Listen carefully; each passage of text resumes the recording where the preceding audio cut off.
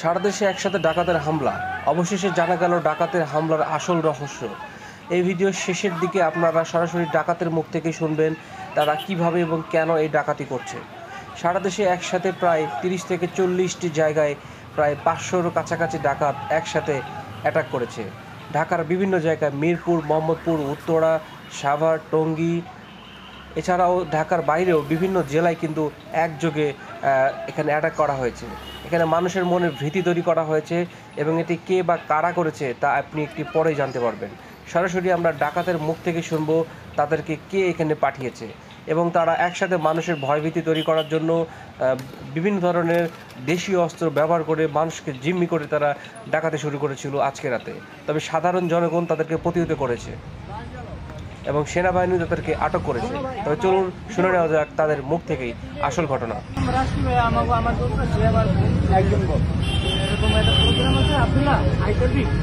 আমি কিছু ভাই হবে কাজ থেকে আসছি হবে গোলাবান কেমনে বুঝাবো কেমন একটা কাজ করো, তোমার ওস্তাদের নাম্বারটা বলো। নাম্বারটা বলো। ওর নাম কি? না তার নাম কি? সোহেল। আচ্ছা আচ্ছা, তার নাম্বারটা দাও। নাম্বারটা ও কাজ কি? ভাই ভাই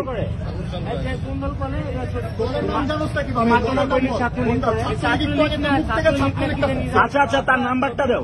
মাত্র বললি এরকম এরা একটা প্রোগ্রাম আছে আইসেন যে আমি দেখতেছি যে আর কোন জায়গায় দিয়েছি এরা ভিতরে আগে ঢুকে গেছে। ওরা আমি পোলাপান দিয়ে আইছি, ওরা আমি রাস্তা তুলে দিই, আমি ভিতরে ঢুকি নাই। আমি এবার দেখাচ্ছি গাড়ি গাড়ি এবার অবস্থা খারাপ। কতজন সদস্য মানে ভিতরে সব মিলে কতজন বাইরেছে চলতে? আমরা এই কদিনই বাইরেছি। কোন দলের সদস্য ভালো মতো বল, এটা বল। ছাত্রলীগ, তোরা ছাত্রলীগ? আমরাও গেছি, আমরা বিএনপি করো? ছাত্রলীগ করি না, বিএনপি কিনা আমরা হলো প্যাটনীতি করি। আমাদের মতো এতটাই থেকে প্যাটনীতি হলে এতটাই থেকে ভাই আমার প্রোগ্রামের কথা নিয়ে ভাই আমাকে প্রোগ্রামের কথা এখন কি শেষ করতে ভাই না?